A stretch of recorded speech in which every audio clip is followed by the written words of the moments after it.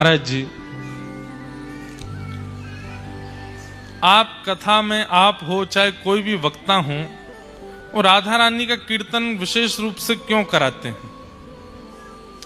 ठाकुर जी की कथा, ठाकुर जी के भक्तों की कथा, ठाकुर जी का कीर्तन होना चाहिए, भक्तों का कीर्तन होना चाहिए। बोले हमको भी आनंद आता है श्री जी कीर्तन, पर श्री जी का कीर्तन क्यों इतने विशेष रूप से होता है कथा में? और फिर एक और बात प्रसिद्ध है, सामान्य कीर्तन चल रहा हो, सब गा रहे होंगे, लेकिन जैसे किशोरी जी का नाम आता है सब झूमने लगेंगे, सब करताल बजाएंगे, सब बोलेंगे भाव से। तो श्री जी के कीर्तन को इतने विशेष रूप से कथा में क्यों सुनाते हैं? तो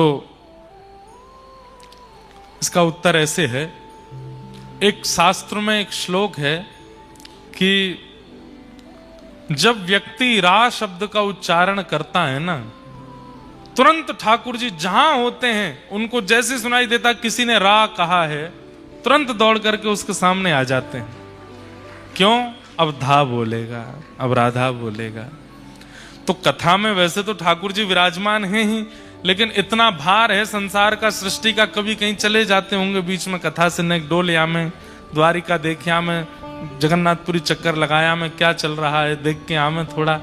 लेकिन जैसे ही कथा में व्यास जी गाते हैं राधा रानी की जय, सोई ठाकुर जी महारानी की जय बोलने से पहले ठाकुर जी आ जाते। और आप सबको जो ये ऊर्जा आती है, जो ये जोश आता है, जो कीर्तन में नाचते हैं, ये इस बात का प्रतीत है ठाकुर जी आ गए, इसलिए सबको खड़ा कर देते हैं। बोले बैठे हो, किशोरी जी को नाम उच्चारण है, अब बैठे हो। पर कई लोग तब भी बैठे ही रहते हैं। ठाकुर जी कहें कोई बात ना, कछुन ने बैठे ही रहने दो। बाकी जो नृत्य करते हैं राधा नाम संकीर्तन में, ठाकुर जी उनकी भुजा पकड़ के ठाकुर जी उनके साथ नृत्य करते हैं। भैया कृष्ण नाम संकीर्तन में भक्त नृत्य करते हैं, महामंत्र संकीर्तन में भक्त नृत्य करते हैं, पर राधा नाम संकीर्तन में तो गोविंद नृत्य करते हैं, ठाकुर जी नृत्य करते हैं। इसलिए बीच बीच में कथा में कोई संकीर्तन कीर्तन हो ना हो, राधा नाम धुनी होती है और होनी चाहिए।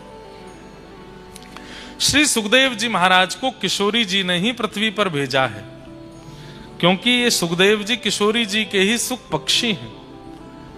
उन्हीं को ठाकुर जी के कथा रस स्वादन गाने के लिए अब समय बहुत लग जाता है, मन में बहुत सारे प्रसंग आते हैं। सुख और सारी का एक संवाद आता है व्रज की लीला में। सुख और सारी लास्ट शायद हमने गांधी धाम में सुनाया था, गुजरात में। सुख और सारी का संवाद बहुत सुंदर है, बहुत बड़ा है। उसमें बस इतना समझ लो होता क्या, थोड़ा सा बता देते हैं। सुख और सारी किशोरी जी की सभा में ये बैठते हैं। सुख जो है वो ठाकुर जी का पक्ष लेते हैं, सारी जो है वो किशोरी जी का पक्ष लेती हैं। अब सारी का काम क्या है कि किशोरी जी बड़ी हैं ये बताना, और सुख का काम क्या है कि उसमें कटाक्ष करके ठाकुर जी को बड़ा बताना। फिर ठाकुर जी को जिस बात से सुख ने बड़ा बताया उसको कटाक्ष करके सारी फिर किशोरी जी को बड़ा बताती। बहुत सुंदर चर्चा है, बहुत मधुर लीला है सुख और सारी की। उन्हीं में से एक सुख भा गया किशोरी जी को, वही सुख किशोरी जी ने कालांतर में श्री सुखदेव जी के रूप में भेजे हैं पृथ्वी पर। जाओ जाकर के हरि गुणानुवाद गा के आओ। वही सुखाचार्य जी महाराज पधारे परीक्षित को कथा सुनाने के लिए। वरीयाने शते प्रश्नः कृतो लोकहितं नृपः आत्मवित् सम्मतः पुंसां श्रोतव्यादिषु यः परः। अब हम कथा में जो जो प्रसंग हैं सबको नमन मात्र करते हुए चलेंगे। सबसे पहले सृष्टि प्रसंग सुनाया गया।